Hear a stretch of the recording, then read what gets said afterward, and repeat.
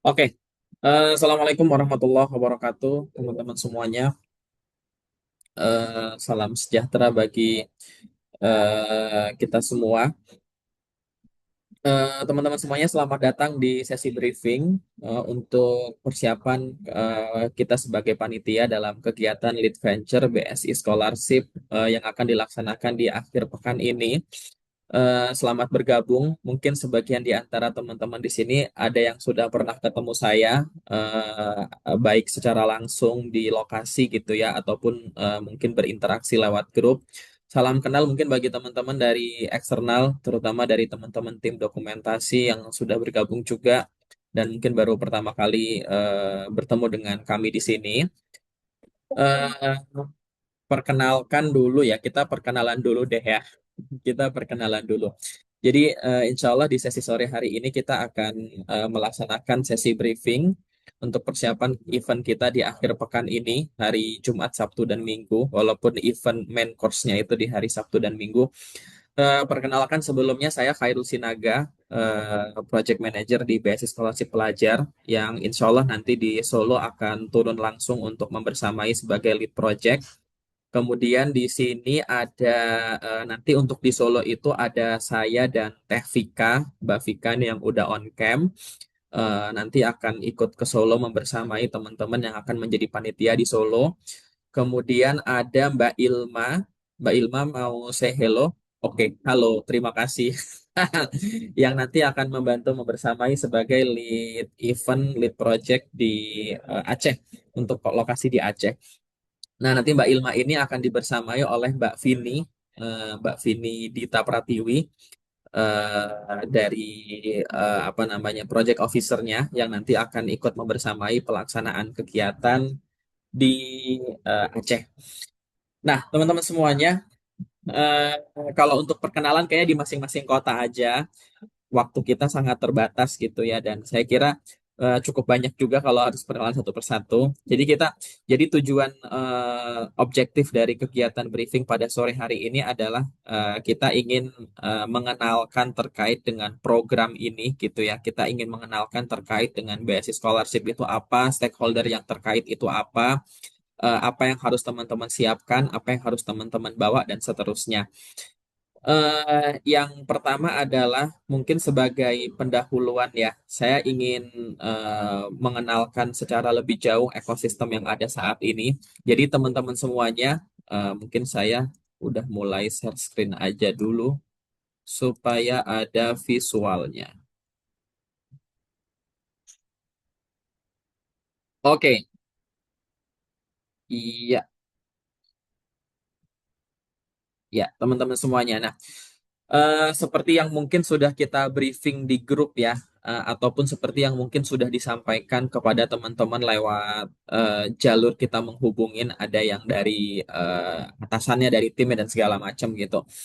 Kegiatan ini adalah kegiatan namanya Lead Venture, gabungan dari leadership dan adventure. Kegiatan ini dilaksanakan di bawah tajuk program, jadi nama program besarnya itu BSI Scholarship, teman-teman. BSI Scholarship itu ada beberapa subprogram di bawahnya. BSI Scholarship untuk mahasiswa, ada BSI Scholarship untuk anak-anak SMA, anak-anak pelajar. Untuk yang mahasiswa ada lagi di bawahnya, ada beasiswa scholarship unggulan, beasiswa scholarship prestasi, beasiswa scholarship inspirasi, dan seterusnya. Mungkin teman-teman di sini ada yang sebagian merupakan alumni awardee-nya, ada yang saat ini juga masih aktif sebagai awardee-nya. Nah, konteks kita di event akhir pekan ini adalah event BSI Scholarship untuk anak-anak yang pelajar. Jadi para pesertanya adalah anak-anak SMA kelas 11 dan kelas 10, sorry, kelas 11 dan kelas 12 yang saat ini merupakan awardee penerima manfaat BSI Scholarship. Saya kira sampai di sini clear. Berkaitan dengan stakeholder BSI Scholarship ini, BSI Scholarship itu apa sih Mas? BSI Scholarship itu adalah program beasiswa, bantuan beasiswa dari Bank Syariah Indonesia yang ditujukan kepada para penerima manfaat supaya mereka bisa mengakses pendidikan berkualitas dan mendapatkan fasilitas yang mumpuni untuk mendukung pendidikan mereka. Bantuannya banyak, tapi saya akan ceritakan itu nanti di bagian setelah ini. Nah, saya ingin menyampaikan bahwa karena ini adalah BSI Scholarship, tentu stakeholder utamanya itu adalah dari Bank Syariah Indonesia, teman-teman BSI. Kemudian BSI ini kan kalau teman-teman buka aplikasi Beyondnya BSI, pasti setelah setiap kali kita transfer atau setiap kali kita melakukan transaksi ya pasti akan ada ajakan untuk berinfak. Yang mana berinfak ini akan disalurkan lewat BSI Maslahat. Jadi kalau teman-teman perhatikan di slide yang ada di layar, kenapa di pojok kiri itu ada BSI, ada BSI Maslahat, itu dua lembaga yang berbeda. Ini hal penting, jangan sampai teman-teman panitia salah dalam memahami ini. Karena kita pernah ada kejadian MC di salah satu kota salah menyebutkan gitu ya. Jadi BSI Maslahat itu dua lembaga yang berbeda. BSI Maslahat adalah lembaga amil zakat LAS yang saat ini merupakan mitra strategisnya BSI atau Bank Syariah Indonesia dalam hal penyaluran zakat infak sedekah yang mereka kumpulkan. Jadi itu dua hal yang berbeda, teman-teman. BSI Scholarship itu ada dalam ownership-nya BSI Maslahat. Yang mengelola programnya itu ada dari BSI Maslahat. Duitnya dari mana? Sponsornya dari mana? Dari Bank Syariah Indonesia. Sampai di sini clear. Nah, saya akan memasukkan satu instansi lagi, yaitu Dampak Sosial Indonesia atau DSI.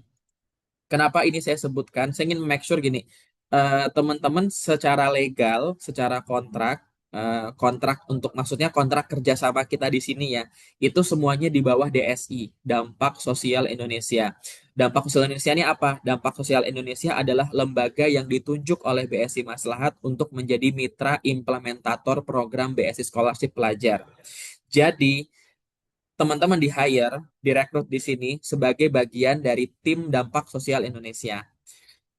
Payment. Kenapa ini saya sampaikan nanti kalau teman-teman misal nih ada di kota misalnya nggak tahu di Aceh atau di Solo gitu ya, ada pembayaran yang macet. Penagihannya bukan ke BSI Maslahat, tapi ke kami di DSI.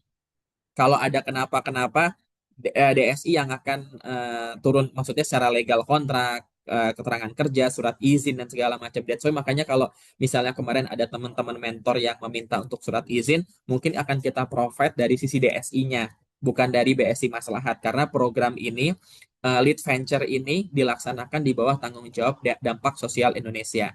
Saya kira ini clear, dampak sosial Indonesia. Akan tetapi teman-teman semuanya, yang pengen saya sampaikan kepada teman-teman adalah bahasa yang teman-teman sampaikan ketika nanti bertemu dengan para peserta, ketika bertemu dengan perwakilan BSI dan BSI Maslahat yang datang memberikan sambutan, teman-teman tetap menyebutkan diri sebagai timnya BSI Scholarship. Jadi meskipun teman-teman nanti legal kontraknya ataupun pembayaran paymentnya dari kami dari Dampak Sosial Indonesia, tapi di layar di publik gitu ya, di depan umum, teman-teman tetap menyampaikan merupakan bagian dari tim BSI Scholarship. Jadi nama DSI nggak boleh muncul. Kenapa? Supaya tidak ada kebingungan di antara para peserta dan tidak menimbulkan pertanyaan-pertanyaan yang tidak diperlukan. Jadi tolong teman-teman bisa pahami ya positioning teman-teman. Berikut termasuk kalau nanti di hotel itu seharusnya dipesan atas nama BSI Scholarship walaupun paymentnya dari DSI gitu. Itu tolong di make sure teman-teman bisa menempatkan posisi tersebut. Jadi jangan munculin DSI-nya kecuali kalau memang dari pihak apa namanya pihak BSI-nya menanyakan gitu ya kan. Karena kalau pihak BSI udah tahu bahwa ini tuh yang mengerjakan ini tuh bukan langsung dari BSI Maslahat tapi dari mitra implementatornya. Nah, saya kira itu positioning stakeholder yang harus teman-teman pahami. Jangan sampai salah ucap, terutama di depan awardee, karena nanti akan menimbulkan kebingungan-kebingungan yang tidak diperlukan. Sampai di sini kalau sudah cukup jelas, saya akan berhenti dulu. Apakah ada pertanyaan? Atau kalau sudah cukup jelas, boleh kasih reaction-nya sambil saya cek terlebih dahulu. Oke, dari Latifa udah jelas, dari Mbak Junita udah jelas, dari Rara oke, dari Mas Dali oke, udah clear ya. Nah, that's why makanya nanti kalau dari tim dokumentasi misalnya, ketika tim dokumentasi membuat video after movie-nya, yang dimunculkan itu bahkan hanya Bank Syariah Indonesia sama BSI Scholarship-nya aja. BSI Maslahatnya nggak perlu dimunculkan.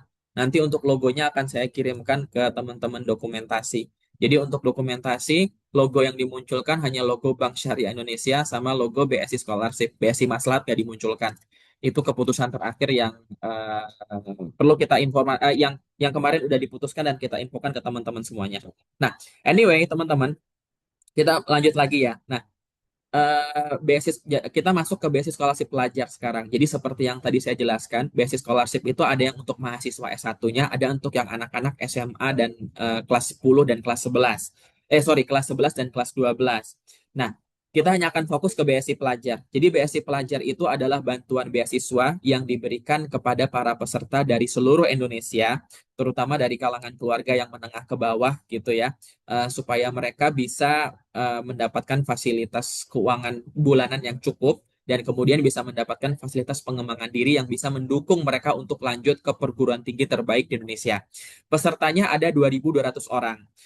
Untuk 2.200 orang, 2.200 orang dengan 130 kelompok mentor dari Aceh sampai Sulawesi.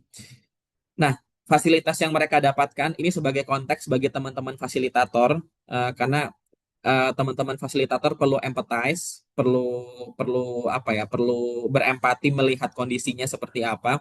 Bantuan yang diberikan kepada para peserta itu satu dalam bentuk uang saku 300.000 per bulan. Yang ini dibayarkan setiap 3 bulan sekali. Jadi per kuartal mereka dapat 900.000. Kemudian mereka mendapatkan fasilitas mentoring 1 bulan 1 kali. Materi mentoringnya apa Mas? Terkait dengan pengembangan diri.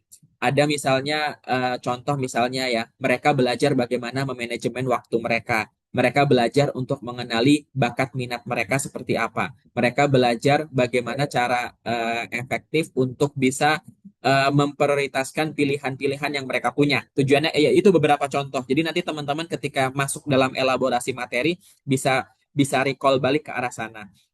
Kemudian fasilitas yang ketiga adalah mereka bisa mendapatkan fasilitas pembinaan bulanan. Pembinaan bulanan itu kita lakukan setiap akhir bulan, namanya ngopi, ngobrol pelajar inspiratif gitu ya. Dalam sesi ngopi di mana mereka kemudian nonton bareng, nonton bareng narasumber yang kita hadirkan. Kemudian ada beberapa, nah ini cukup penting. Kemudian ada beberapa peserta yang juga mendapatkan fasilitas bimbel dari Ganesha Operation. Tapi ini nggak semuanya, hanya 1.000 orang doang. Dari 2.200 peserta, peserta kelas 12 itu kurang lebih 1.800, 1.900 gitu ya. Hanya 1.000 orang aja yang mendapatkan fasilitas bimbel GO, Ganesha Operation. Dan ini sudah jalan, sampai minggu ini bahkan masih jalan. Kalau nggak salah ada beberapa peserta yang nggak jadi bisa berangkat di Adventure karena mereka masih ikut kelas bimbel.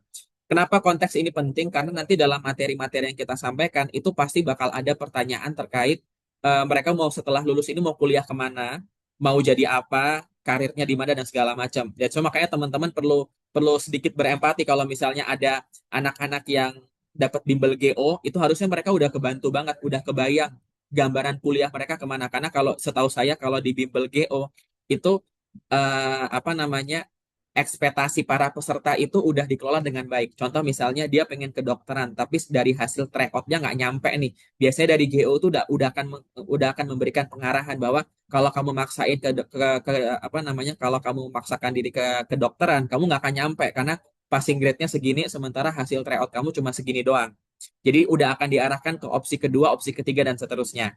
Yang cukup repot adalah kalau misalnya peserta tersebut nggak dapat fasilitas bimbel GO. Jadi akhirnya mereka pasti akan sangat ngawang sekali, pasti akan meraba-meraba secara sendiri dan mandiri dan seterusnya. Nah, teman-teman Fasil perlu memahami konteks ini, perlu berempati dengan hal ini.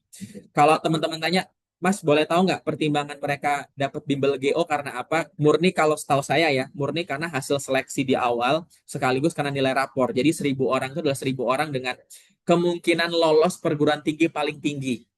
Kebayang ya. Jadi 50% dalam 50% peserta terbaik itulah yang kemudian dapat fasilitas bimbel GO. Jadi nggak semuanya. Artinya teman-teman yang tidak mendapatkan fasilitas bimbel GO, yaitu kemungkinan karena mungkin secara nilai jelek, bukan jelek sih ya, kurang bagus dan kurang mendukung untuk dikasih bimbel dan segala macam.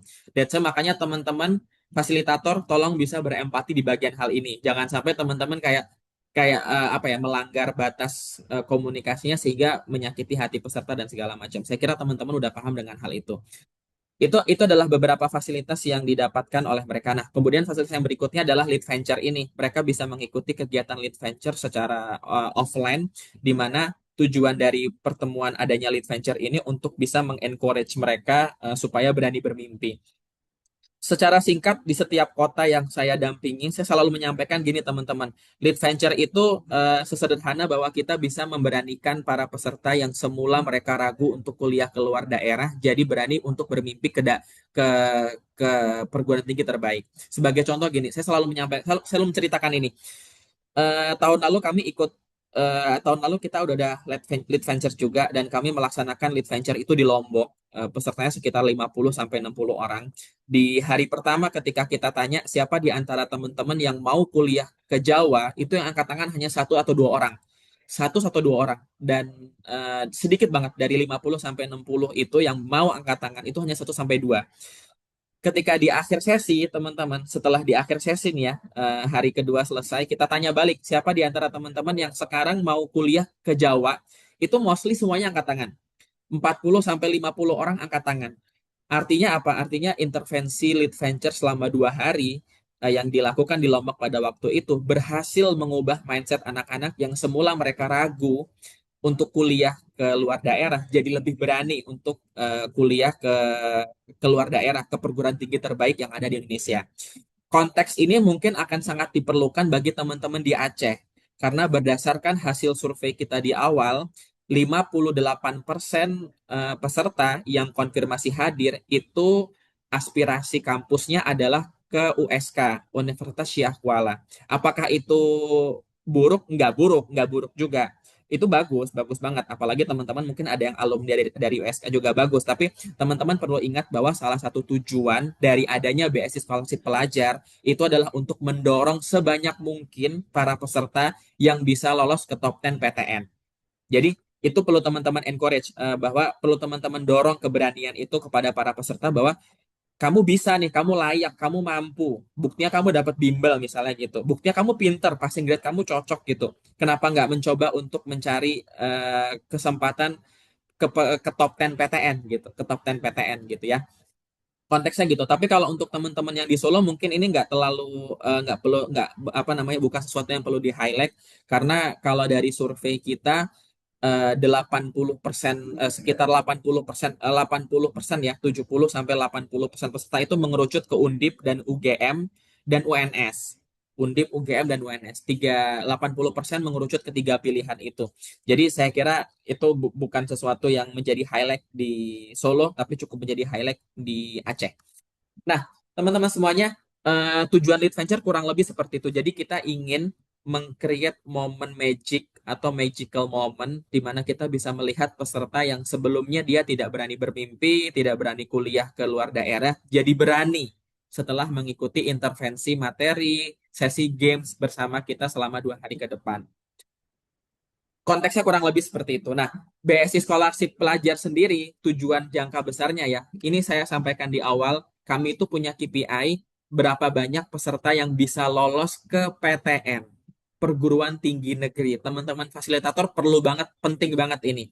Jadi, KPI di BSI Scholarship pelajar itu strict banget bahwa peserta itu harus lulus sekian puluh persen, peserta itu harus lulus ke PTN yang kemudian di bawahnya ada turunan berikutnya. Sekian puluh persen berikutnya itu harus lolos ke top 10 PTN. That's why makanya kenapa tadi kita mendorong teman-teman kalau yang sebelumnya pengen ke WSK, coba deh daftar ke daerah lain karena kita punya KPI ke arah situ dan seluruh kurikulum kita didesain untuk ke arah sana teman-teman. Nah, jadi teman-teman fasilitator perlu banget untuk terus mengulangi pesan-pesan ini kepada para pesertanya untuk masuk ke PTN, ke top 10 PTN. Mereka mampu kok, mereka pinter-pinter. Percaya sama saya, mereka pinter-pinter. Saya bisa menjamin, menggaransi bahwa peserta beasiswa scholarship pelajar di tahun ini itu secara kualitas lebih baik daripada tahun kemarin dan tahun sebelumnya. Sebagai contoh, di Palembang kemarin kami ngadakan lead venture di Palembang, itu anak-anaknya tanya jawab pakai bahasa Inggris. Palembang. Dan saya yakin pada pinter-pinter. Jadi teman-teman jangan underestimate juga, wah ini karena anak daerah nih pasti cupu-cupu nggak sesederhana itu. Oke ya. Nah, saya akan berhenti dulu di sini. Ini bab kedua tentang tujuan gambaran besar dari adanya beasiswa scholarship, lead venture, tujuan-tujuan yang mau kita capai, fasilitas, beberapa gambaran umum. Apakah ada yang mau ditanyakan? Kalau udah cukup jelas, boleh kasih reaction ya. Kalau ada yang mau ditanyakan, boleh raise hand. Cukup? Oke. Cukup ya? Oke, nice teman-teman semuanya. Cukup sebagai gambaran. Itu teman-teman Fasil tolong dicatat, itu adalah hal-hal yang perlu teman-teman pesankan terus, ulangi terus, iterasi terus pesannya ya. Nah, berikutnya kita akan masuk ke bagian lebih detail teknis. Lead Venture tahun ini itu dilaksanakan di 5 kota. Sebelum Ramadan itu udah terlaksana di 4 kota, Palembang, Bandung, Jember, Kediri. Sekarang tinggal 3 kota lagi, Solo, Aceh, dan insya Allah di minggu berikutnya akan di Jakarta sebagai final momennya. Nah, tema kita di tahun ini adalah unleashing the leader within myself. Kita ingin mendorong para peserta untuk bisa mengeluarkan potensi maksimal mereka dan uh, menjadi pemimpin diri mereka sendiri. Tujuannya kurang lebih kayak gitu. Ini adalah beberapa hal overview yang ya nanti teman-teman bisa baca. Ini udah ada di panduan peserta sih, harusnya teman-teman bisa baca juga. Intinya adalah eh, apa namanya? Kita akan fokus di 3 pilar: adventure based learning, kemudian pemaknaan reflektif lewat tugas-tugas yang kita hadirkan, dan terakhir integrasi nilai. Kurang lebih seperti itu. Nah, eh, kayaknya saya masuk ke bagian ini dulu aja, ke bagian ini. Ya, ini sekedar apa namanya, TOC-nya, Theory of Change-nya, framework yang kita gunakan. Seperti yang saya sampaikan tadi, kita ingin mendorong sebanyak-banyaknya peserta untuk bisa lolos ke PTN. Top 10 PTN akan lebih baik dengan cara apa? Dengan cara beberapa dua sesi materi yang kita kasih. Sesi kemudian akan ada sesi pengalaman rumpun, itu nanti kayaknya akan di cancel kampus tour yang nggak, untuk lead venture Solo dan Aceh itu tidak ada lagi sesi kampus tour offline. Mungkin ada teman-teman yang sebelumnya udah pernah ikut di tempat lain gitu ya. Jadi ini sedikit berubah. Outcome-nya kurang lebih kayak gitu, teman-teman bisa baca sendiri nanti ya, atau di screenshot aja nggak apa-apa, atau bisa lihat recordingnya setelah ini. Nah, saya akan masuk ke bagian ini. Untuk di Aceh itu kalau nggak salah konfirmasi terakhir ada 62 peserta, 61 atau 62. Sementara untuk di Solo sampai hari ini ada 88 peserta. 88 peserta yang akan kita bagi ke dalam 10 kelompok fasilitator. Nah, bagi teman-teman, untuk teman-teman yang di Solo itu sudah harus sampai di lokasi. Lokasinya adalah di Kusuma Sahid Prince Hotel di daerah Mangkunegaraan. Untuk di Aceh itu ada di Plum Hotel Lading, Plum Lading Hotel ya. Nah, itulah pokoknya dekat Masjid Raya Baitur Rahman. Nah, teman-teman kalau untuk yang di Solo sudah harus datang paling lambat tiba di lokasi besok sore, Jumat Maghrib paling lambat, karena setelah Isya kita akan makan malam bersama dan pengenalan satu sama lain, dan kemudian kita akan ada run through lebih teknis lagi kita akan sampaikan di sana. Untuk yang di Aceh, Mbak Ilma, mereka harus datang mulai dari Jumatan, Sama, Pak, Jumat pagi. nggak Oh enggak. nggak belum buka kamarnya sama kok. Oh ya, oke. Eh, Maghrib ya, tapi untuk teman-teman yang di Solo kalau misalnya mau datang lebih awal silahkan, kamar itu udah bisa dibuka dari jam 2 siang. Jadi kalau misalnya mau datang lebih siang boleh kabarin aja ke saya atau ke Mas Fahri. Nanti Mas Fahri yang akan ngebantu. Tapi kalau untuk di Aceh nanti bisa koordinasi ke Mbak Ilma. Ada yang mau disampaikan di bagian ini? Belum ada karena sudah diumumkan juga di grup WhatsApp. Oke, sip sip ya. Jadi kalau untuk teman-teman yang di Aceh, di Solo kalau mau datang lebih awal, silahkan untuk bisa chat, sampaikan ke saya supaya kita prepare kamarnya seperti apa nanti.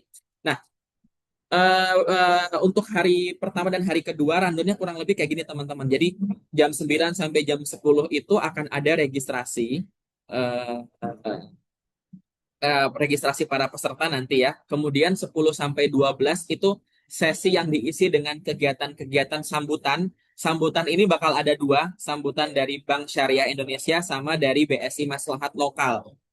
Eh, Orangnya siapa masih akan to be confirm dari timnya Mbak Nadrah atau dari tim BSI Maslahat. Nah, setelah itu, setelah sambutan, pengenalan para teman-teman fasilitator, kemudian circle of interest dan intention tree.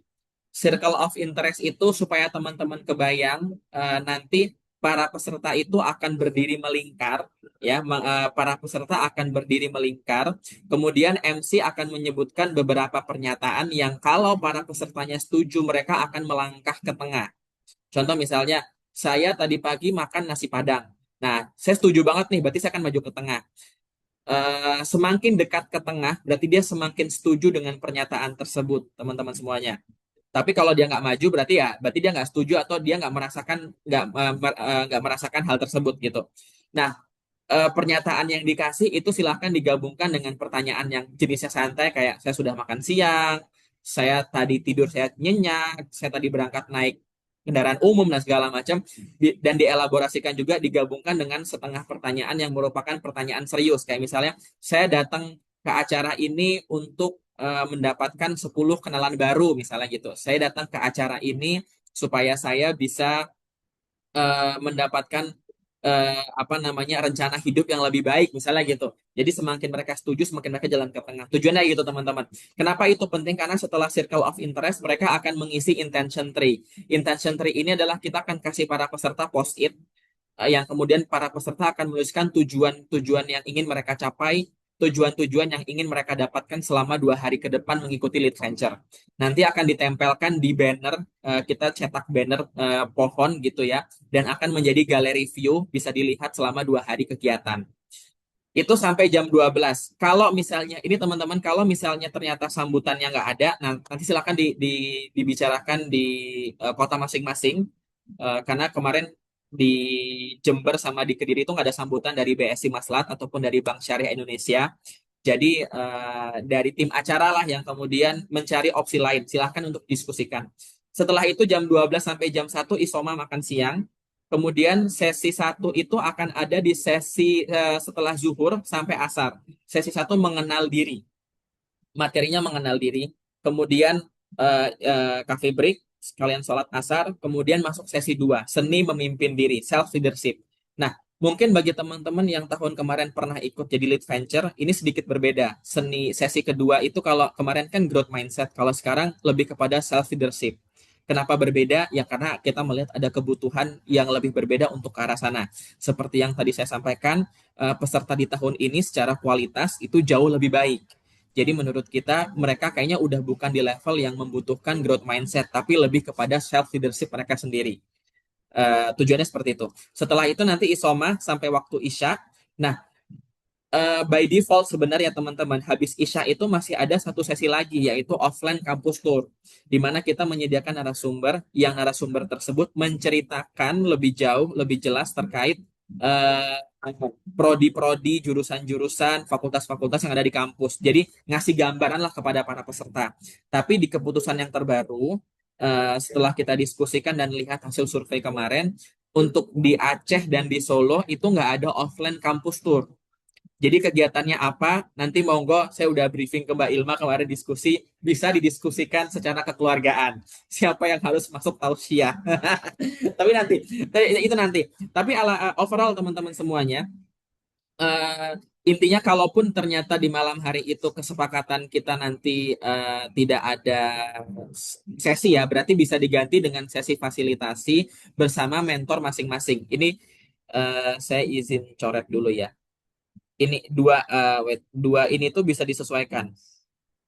Ini confirm nggak ada karena nggak pernah ada. Ini sekarang di cancel juga. Nah, jadi sesi malam hari itu adalah sesi fasilitasi para mentor dengan para pesertanya. Jadi mentor akan punya bukan mentor, fasilitator ya. Fasilitator akan duduk bareng dengan anak-anak dari kelompoknya masing-masing untuk kemudian berdiskusi. Kita akan kasih poin-poin diskusinya atau untuk menggali lebih lanjut tugas-tugas yang udah mereka kerjakan selama sesi satu dan sesi 2 tadi. Dan setelah itu jam 9 harapannya udah bisa istirahat, kamar udah maksudnya udah kamar udah sepi dan segala macam. Saya akan berhenti dulu di hari pertama. Apakah ada yang mau ditanyakan? Kalau ada yang mau ditanyakan, silakan angkat tangan. Kalau sudah cukup jelas, boleh kasih reactionnya lagi. Oke, silakan, Mutasim. Baik, terima kasih atas kesempatannya Mas Khairul. Izin, jadi tuh gini Mas, baru hari ini aja tuh dosen saya tuh memberikan informasi bahwasanya di tanggal 28 Maret itu tuh ada kelas pengganti yang dimana di kelas pengganti itu tuh kelompok saya presentasi dan bertepatan di pukul 11, jam 11 lah, jam 11 sampai jam 12 gitu. Nah, apakah saya sebagai fasilitator bisa izin terlebih dahulu atau tidak diperkenankan untuk izin? Jikalau tidak diperkenankan, saya bisa uh, mencari cara lah supaya bisa dapat dua-duanya gitu sih, Mas. Tapi kalau misal Tanggal diperbolehkan untuk izin, 28 ya, ya hari hari pertama Sabtu, Sabtu di jam berapa? bagian circle of interest sama intention Oh, to nggak free, apa-apa. Mas. Nggak apa-apa. Teman-teman, nggak apa-apa. Gak Kalau apa ya. misalnya ada teman-teman, kalau di jam 10 sampai jam 12 saya masih oke, nggak masalah karena belum masuk sesi. Teman-teman fasil nanti, thank you Mutasim pertanyaannya. Peran teman-teman fasilitator itu akan sangat kuat sekali di sesi 1 sama sesi 2. Karena modelnya adalah teman-teman fasil akan sit in bareng dengan anak-anaknya, duduk bareng. Jadi kalau model mejanya round table, teman-teman akan duduk di round table itu membarengin anak-anak. Nah, sementara kalau dari yang sebelum kedatangan ya registrasi itu lebih kepada nanti lebih banyak sesinya di MC sih, MC yang perlu strong banget buat ngehandle ini semuanya. Kurang lebih gitu. Jadi kalau Mutasi mau izin dari jam 10 sampai jam 12, saya kira masih bisa diakomodasi karena peran fasilitator itu baru akan sangat dominan sekali setelah masuk ke sesi materi dan sesi malam hari. Kurang lebih gitu. Semoga menjawab, Mutasim. Aman ya berarti? Baik, aman, Kak. Terima kasih, Kak. Sip, sip, sip. Oke. Online, online. Kalau offline udah saya coret ya. Enggak, Mbak Elo, jangan. Jangan. Kalau offline udah saya, no, no, no, no, no. Nggak bisa, nggak bisa. Online, kalau online masih oke. Oke. Sesi hari pertama selesai. Sesi hari kedua adalah, hari kedua itu kita mulai dari kegiatan sholat subuh. Ini menyesuaikan dengan jam subuh masing-masing. Harusnya di kedua hotel ada musolanya, jadi aman. Kemudian ada berbagi kearifan. Berbagi kearifan ini biasanya kalau di tahun lalu diisi dengan tausiah gitu. Tausiah bisa dari panitia, bisa dari mentor, bisa dari fasil, bisa juga dari para peserta. Jadi kalau misalnya teman-teman panitia makanya nggak ada nih yang bisa maju buat isi tausiah, misalnya gitu ya. Silahkan untuk nunjuk para peserta buat sharing, berbagi kearifan.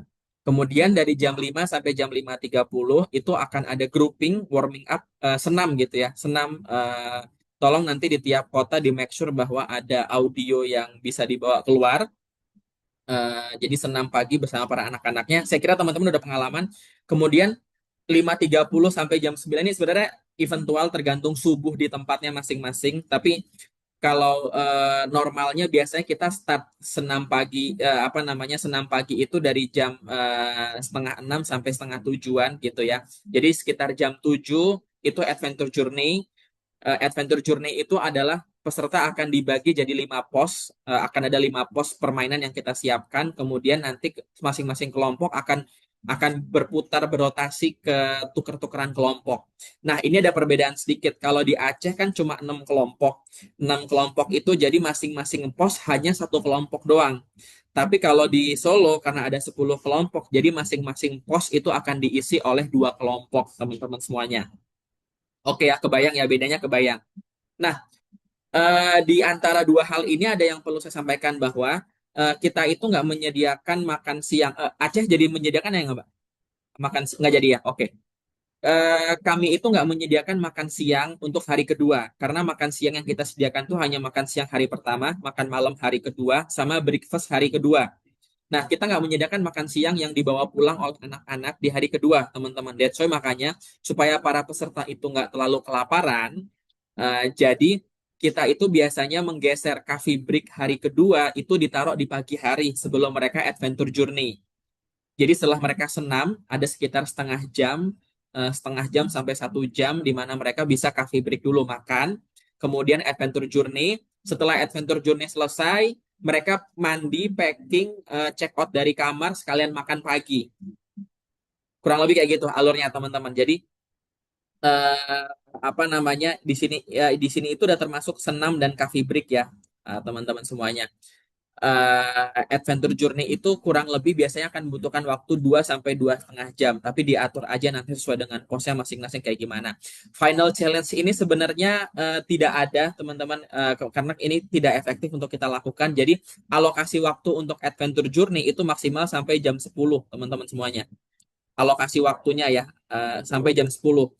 Setelah jam 10 mereka silahkan untuk mandi, isoma, packing barang-barang dari kamarnya masing-masing dan kemudian persiapan untuk penutupan. Nah, jam 11 sampai jam 12 ini adalah sesi penutupan. di aula lagi, balik ke aula seperti biasa dan jam 12 mereka bisa pulang ke tempat mereka masing-masing. Nah, saya akan berhenti dulu di sini. Eh, Mungkin satu titipan lagi untuk tim dokumentasi ya, untuk tim dokumentasi nanti selama sesi adventure journey berarti harus muter. Tapi bukan berarti harus standby di lima titik ya, tapi silahkan untuk putar aja ganti-gantian. Yang penting setiap permainan di setiap pos itu bisa terdokumentasikan dengan baik dan orang yang didokumentasikan atau kelompok yang didokumentasikan bisa cukup variatif. Saya akan berhenti dulu di sini. Hari kedua, apakah ada yang ditanyakan? Kalau misalnya cukup, silakan kasih reaction. Sip, cukup ya? Oke. Oke, teman-teman semuanya, hari kedua selesai. Kemudian kita masuk sekarang ke sesi lebih teknis lagi nih. Jadi tadi teknis lagi nih. Sesi mengenal diri itu tujuannya adalah ini teman-teman fasilitator mungkin ya. Tujuannya adalah membantu para peserta untuk bisa mengenali diri mereka, untuk bisa mengidentifikasi arah tujuan mereka di masa ke depan itu kayak gimana dengan cara melakukan mirroring, penggalian terhadap diri mereka di masa lampau. Sebagai contoh gini, kalau misalnya saya di masa SMP misalnya gini, saya dulu sering banget lomba pidato ketika saya SMP. Oh, jangan-jangan salah satu aspirasi karir saya di masa mendatang adalah menjadi public speaker atau menjadi penulis misalnya. Karena kenapa? Saya punya bakat kuat yang itu dibuktikan di masa SMP saya sering juara. Contohnya kayak gitu teman-teman. Sebaliknya kita bisa menggali trauma kita bisa menggali kelemahan kita di masa lampau seperti apa, di titik-titik mana kita pasti gagal, sering gagal, gimana cara kita buat bangkit untuk kemudian jadi bekal kita buat ngelihat masa depan yang lebih jernih. Nah, nanti para peserta, ini tolong teman-teman, harusnya teman-teman Fasil udah memahami tujuannya sih. Teman-teman Fasil di sini bisa mengelaborasi lebih lanjut ya, apa namanya, pesannya seperti apa. Mungkin nanti ini akan banyak kita bahas nanti ketika briefing sore hari besok di lokasi masing-masing. Nanti akan ada worksheet yang perlu dikerjakan oleh para peserta. Worksheetnya itu kurang lebih mereka akan kita minta untuk bikin river of life dan satu lagi untuk mengidentifikasi bukan kelemahan, kelebihan mereka. Worksheet, bentar, workbook. Workbooknya itu seperti ini nih. Oke.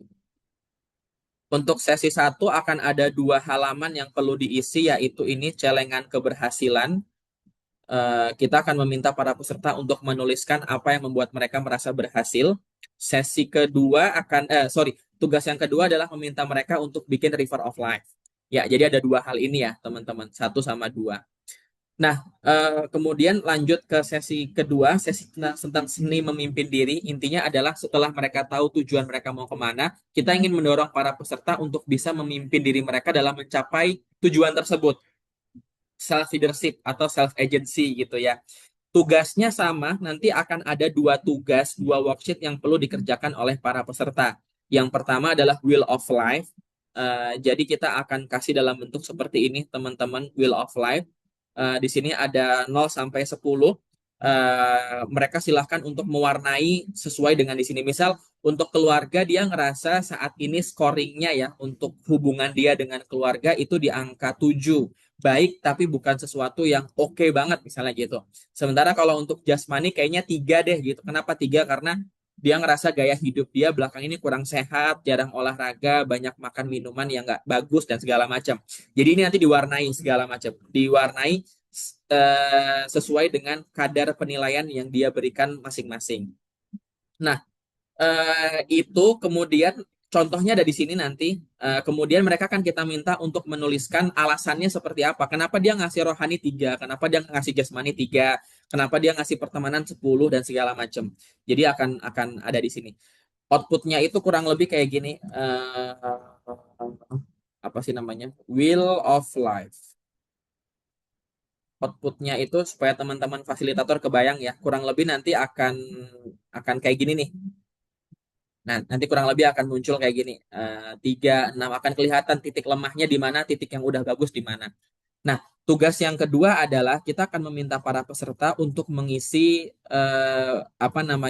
halaman berikutnya yang menggunakan stop, start dan continue. Apa yang dari Wheel of Life yang sudah diisi, apa yang dirasa sudah cukup bagus dan perlu dilanjutkan continue. Apa yang dirasa masih buruk dan perlu di stop. Apa yang menurut dia ini penting dan harus segera dimulai untuk mulai dibiasakan. Di sini ya. Jadi ada 2 tugas teman-teman kurang lebih. Kurang lebih seperti itu untuk sesi materi. Silahkan bagi teman-teman mentor, teman-teman fasilitator yang ngerasa belum menguasai materi tersebut untuk dipelajari dulu jadi bekal. Karena kenapa? Karena kalau dari pengalaman kita di kota-kota sebelumnya, banyak banget para peserta itu yang ngerasa bingung. eh, Bukan bingung, lebih kepada dia nggak tahu harus menuliskan apa. Nah, that's why makanya perlu komunikasi yang baik dari teman-teman fasilitator untuk kasih contohnya. Misal nih, keluarga, tadi kan misalnya saya kasih contoh ya, saya akan kasih jasmani saya di angka 4 deh gitu. Saya udah bisa mengurangi gula, tapi pola tidur saya masih belum baik, olahraga saya masih sangat sedikit misalnya gitu. Teman-teman harus harus bisa ngasih contoh-contoh sederhana yang mudah dipahami oleh para peserta seperti itu di setiap tugasnya. Jadi jembatan keledai mereka, mereka bisa ngebayangin ekspektasinya seperti apa dan mereka jadi kebayang harus ngisi apa. Ini tolong teman-teman fasil perlu banget empathize di bagian ini. Eh, Kemudian itu sesi kampus tour ini akan kita tiadakan. Setelahnya nanti di hari kedua akan ada adventure journey, permainan yang kita bawa nanti akan dijelaskan lebih detail di sesi briefing besok sore harusnya. Saya sebutkan sekilas aja di sini. Dan kurang lebih seperti itu. Ada Candlelight, kemudian ada Alcatraz, ada Spot the Change, kemudian ada beberapa permainan yang kita ganti karena kita rasa kurang seru. Nanti akan kita briefing lebih lanjut di kota masing-masing supaya nggak terlalu panjang. Kurang lebih seperti itu teman-teman semuanya untuk briefing di sore hari ini. Oh, satu lagi nanti ada. Saya akan berhenti dulu di sini terkait dengan sesi materi sama sesi adventure journey. Kalau sudah cukup jelas, boleh kasih reactionnya. Kalau ada yang mau tanyakan, boleh silakan angkat tangan. Silakan, Arwana. Kak Faiz, izin sorry. nanya. Kenapa? Emang nggak Faiz? Untuk sesi kayak mengenal diri itu tadi tuh dipimpin sama MC-nya juga atau full dari fasilnya, Kak? Oke, untuk mengenal diri, untuk materi nanti, seluruh sesi materi itu akan dipandu dan dibimbing oleh narasumber yang kita hadirkan. Kalau di Solo berarti Mbak Maisha, kalau di Aceh Mas Zamrud. Nah, fungsi teman-teman Fasil itu adalah ngedampingin para peserta kalau mereka kebingungan. Jadi that's why makanya teman-teman Fasil harus menguasai banget nih materi ini dan worksheet-nya. Karena kalau mereka bingung, mereka akan nanya ke teman-teman fasilitator. Kalau teman-teman fasilitator juga bingung gimana, baru bawakan pertanyaan itu ke Mas Zamrudnya atau ke Mbak Maisyanya, ke narasumbernya. Jadi full akan dibimbing oleh narasumbernya, tapi teman-teman fasil ngedampingin cara ngerjainnya supaya lebih cepat. Karena kalau saya yakin anak-anak SMA itu masih akan bingung dan masih akan ngawang karena mereka belum belum ngelihat 5 tahun 10 tahun lagi kayak gimana. Dan saya makanya butuh banget pengalaman dari teman-teman semuanya. Semoga menjawab, Faiz. Oke, terima kasih. Siap, siap. Tadi Mas Hamim angkat tangan juga. Apakah ada yang mau dikonfirmasi? Eh, Baik, terima kasih Kak. Mungkin hampir sama sih sama Mas Faiz tadi. Apakah ada sesi materi dulu, kemudian kami ngelit mereka atau ngebimbing mereka untuk buat. Ternyata udah dijelasin tadi kok, Ya, memang ada oke. materinya sambil kami di situ bantu mereka Ya, untuk memudahkan urusannya lah gitu. Oke, siap. kasih Kak. Betul. Thank you, thank you. Oke, thank you Mas Hamim. Kurang lebih seperti itu ya, teman-teman. Saya rasa udah cukup clear. Nah, berikutnya terkait dengan pembagian role teman-teman semuanya.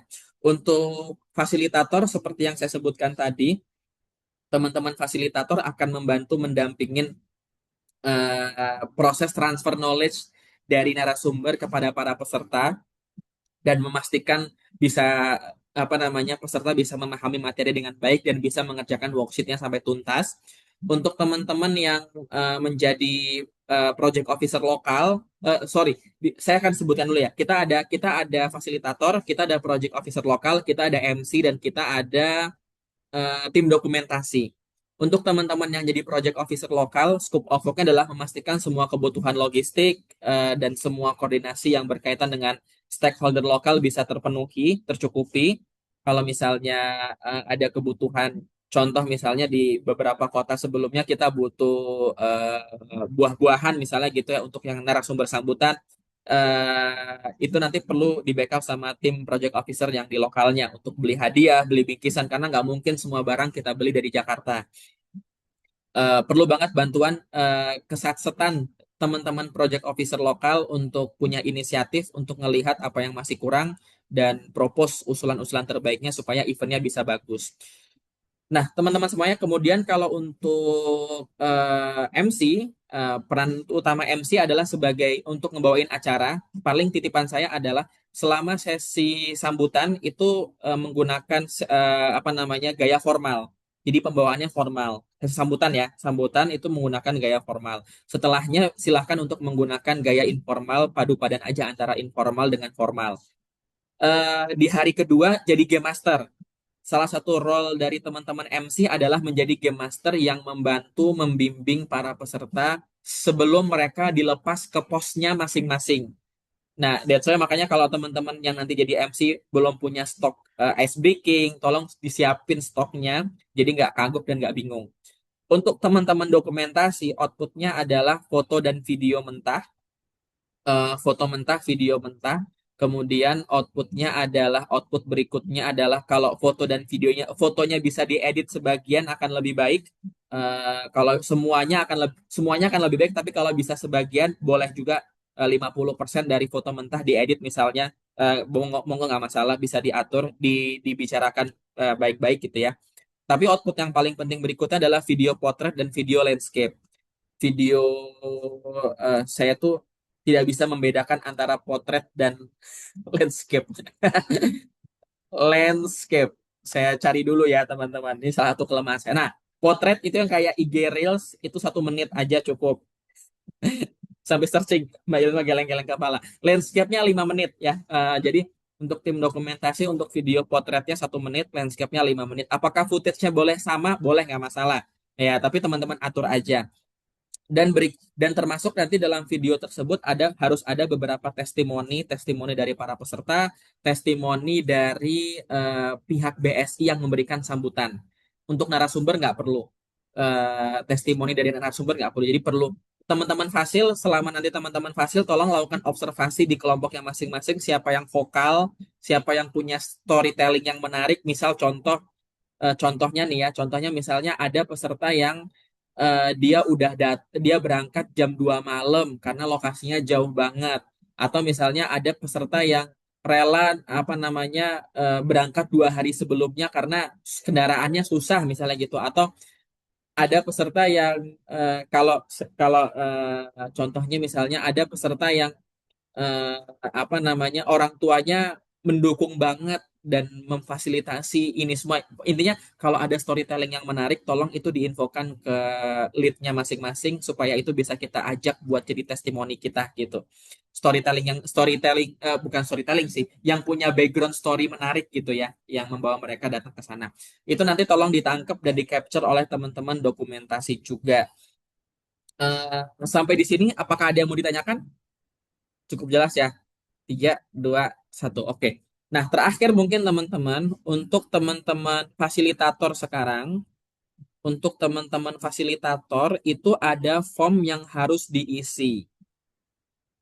Ini berkaitan dengan role juga sih. Dan ini nanti akan berkaitan dengan payment-nya teman-teman ya. Jadi saya akan sampaikan di sini, kami hanya baru bisa memproses payment teman-teman kalau output-nya sudah selesai. Berarti untuk project officer yang lokal berarti sudah mengumpulkan kwitansi pembelian yang ada di daerah udah direkap. Untuk teman-teman MC ya selesai acara berarti udah selesai juga gitu. Untuk teman-teman fasilitator, outputnya adalah mengisi 2 form dua spreadsheet yang akan saya kasih ini, lembar penilaian. Untuk teman-teman dokumentasi, outputnya adalah video tadi itu, video potret dan video landscape. Nah, apa yang harus diisi oleh teman-teman fasilitator? Yang pertama adalah bentar. Yang pertama adalah rubrik penilaian worksheet. Jadi ini nanti akan kita print dummy-nya. Jadi nanti teman-teman teman-teman fasilitator di hari H itu udah megang kertasnya, jadi kebayang apa aja yang harus dilihat dan diobservasi untuk para pesertanya.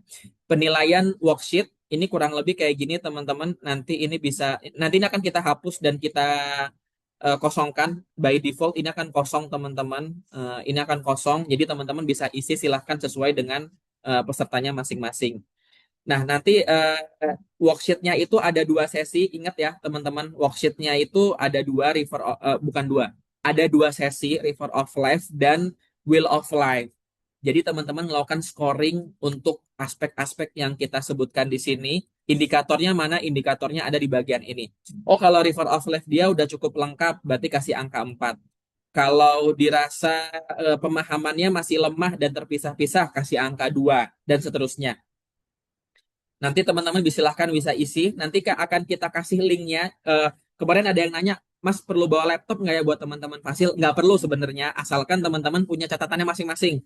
Jadi ngerekapnya nggak cuma asal berdasarkan ingatan doang dan nggak berdasarkan asumsi doang. Jangan sampai zolim nih ke anak-anak gitu ya. Ini nanti tinggal diisi aja teman-teman. Contoh ya, saya duplicate dulu. Ini itu udah by rumus. Jadi kalau teman-teman isi di sini 4, kemudian di sini 2, kemudian di sini 3 misalnya gitu ya. 4 dan kemudian di sini 1 misalnya gitu 1. Total skor dan kategori ini udah by rumus. Jadi teman-teman nggak perlu lagi untuk mengisinya gitu ya. Begitu juga dengan bagian yang di sini. Nah, worksheet yang teman-teman nilai jangan lupa untuk diupload dalam foldernya dan dilampirkan di sini. Nanti uploadnya di mana? Nanti akan kita taruh di sini. Nanti akan ada folder khusus buat upload worksheet per kelompok masing-masing. Gitu ya. Per kelompok masing-masing. Penilaiannya seperti itu. Indikatornya ada di sini. Teman-teman nanti bisa lihat. Kita akan printkan ini. Jadi teman-teman udah kebayang apa yang harus teman-teman nilai. Nah, berikutnya adalah lembar kerja observasi. Oke, lembar kerja mana. Ini rubrik. Oh, sorry. Lembar kerja. Nah, kalau lembar kerja ini akan diisi per kelompok fasil ya, teman-teman. Jadi satu fasil akan dapat satu dokumen. Kenapa? Karena yang diisi cukup banyak. Jadi teman-teman akan diminta untuk mengisi 3 di sini, kehadirannya siapa aja yang hadir, silahkan tuliskan. Kemudian kelompoknya, teman-teman melakukan penilaian, ini akan di-print juga, jadi teman-teman akan lebih kebayang apa aja yang harus dinilai. Di sini kita ada 3 aspek, self-awareness, teamwork, dan problem solving. Di bagian ini, teman-teman melakukan observasi kelompok. Contoh pengisiannya ada di bagian bawah. Contoh misalnya untuk aspek inisiatif dan partisipasi. Penilaian kelompoknya gimana? Bagus banget atau jelek banget atau biasa aja? Alasannya seperti apa? Kemudian teman-teman memilih ekstrim atas dan ekstrim bawah. Ini penting banget. Teamwork, siapa yang menurut teman-teman peserta yang teamworknya paling oke, ekstrim bawah? Alasannya apa? Alasannya apa? Apakah 1 orang, apakah 2 orang, atau jangan-jangan nggak ada sama sekali? Kemudian ekstrim bawahnya gimana? Siapa yang menurut teman-teman di sana teamworknya paling kurang? Tuliskan di sini, ya. Tuliskan di sini. Alasannya kenapa? Mas, kalau misalnya nggak ada, karena semuanya kurva tengah semuanya, boleh aja nggak masalah, tapi tuliskan alasannya kenapa. Kenapa teman-teman bisa menganggap semuanya itu sama semuanya gitu. Kita perlu reasonnya itu. Begitu untuk setiap aspek. Jadi teman-teman kasih penilaian secara umum, kemudian ekstrim atas, ekstrim bawah. Nah, setelah itu teman-teman isi bagian pesertanya. Jadi teman-teman tuliskan di sini 10. Kalau misalnya ada pegang 10, berarti 10, 12, pegang 8, 8. Teman-teman lihat apakah self awareness-nya sering muncul atau enggak. Indikatornya ada di sini nih. Mengenali kekuatan diri, mampu menyebutkan kekuatan dalam diri, dan seterusnya. Oh, dia jarang muncul, berarti checklist di sini V misalnya gitu. Sering muncul berarti angka 3. Selalu muncul angka 4 dan seterusnya kayak gitu teman-teman. Nah, hasil observasi ini teman-teman tuliskan alasannya. Tapi kita nggak ingin memberatkan teman-teman. Jadi hasil observasi ini nggak mesti semua kolom harus diisi. Silahkan teman-teman tuliskan di bagian yang menurut teman-teman ini patut untuk dilaporkan. Contoh misalnya, ada peserta yang menurut teman-teman ini self awareness-nya tidak muncul sama sekali nih, satu gitu kan. Ini kan satu hal yang bagus untuk dilaporkan supaya kami dari tim program punya input. Kenapa ya anak ini nggak pernah muncul? Jadi teman-teman tuliskan di sini. Tapi untuk yang lainnya nggak perlu. Menurut teman-teman kayaknya ya biasa aja sih, B aja nggak ada sesuatu yang unik, nggak perlu dituliskan di bagian hasil observasinya. Ya kurang lebih kayak gitu teman-teman. Tuliskan sesuai dengan jumlah pesertanya masing-masing. Udah, ya ketika teman-teman mengumpulkan ini, maka teman-teman bisa sampaikan ke masing-masing lead project untuk kemudian akan kita cairkan pencairannya. Perlu diingat bahwa pencairan di DSI itu setiap hari Kamis, jadi paling tidak teman-teman harus sudah mengirimkan data ini tuh paling lambat Rabu depan. Tapi kalau telat gimana? Ya boleh, tapi pencairannya akan masuk di minggu berikutnya, berarti akan dicairkan di Kamis berikutnya. Kurang lebih seperti itu sesi briefing kita sampai di sini. Saya akan berhenti dulu. Apakah ada yang mau ditanyakan dari teman-teman semuanya? Kalau sudah cukup jelas, boleh kasih reaction jempolnya. Oke. Oke, untuk detail teknisnya seperti apa, nanti akan disampaikan di sesi briefing besok sore atau besok malam di lokasi daerahnya masing-masing. Tapi ini gambaran besar, gambaran utuh terkait program dan terkait role dari masing-masing pihak supaya harapannya besok ketika kita ngebahas teknis, teman-teman udah punya bayangan dan pertanyaannya bisa lebih dalam, bisa lebih deep. Kalau tidak ada yang mau ditanyakan, saya lempar ke Mbak Ilma, umpan lambung Mbak Ilma, apakah ada yang mau ditambahkan?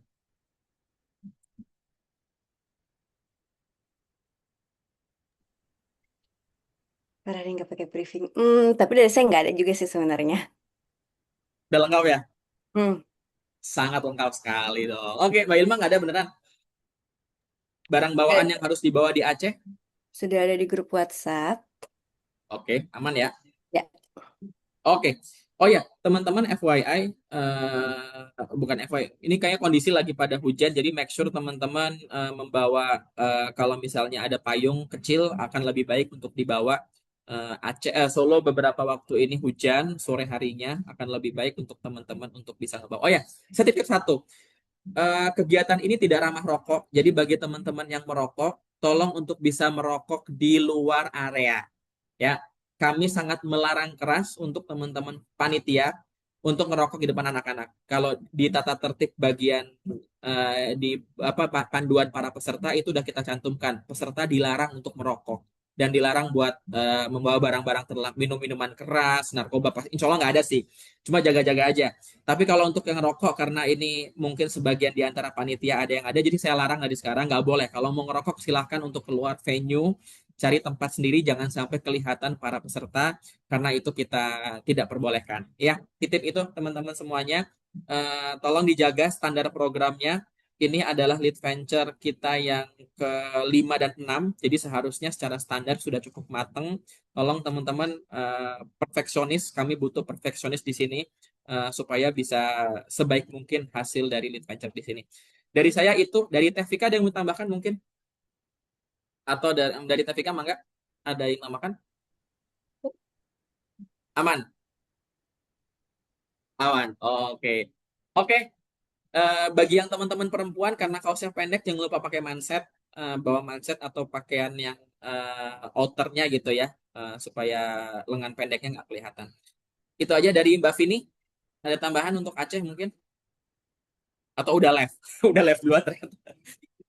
Belum, Jadi, aman-aman. oh ya belum. Ah, aman. Tadi pernah ada profilnya, Pak? Oh nggak ada profilnya sekarang?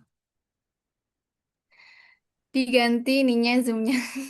Oh, pantas, pantas. Makanya aku kira udah live. Oke, thank you Mbak Vini, udah aman. Fi amanilah bagi teman-teman yang besok berangkat ke lokasinya masing-masing.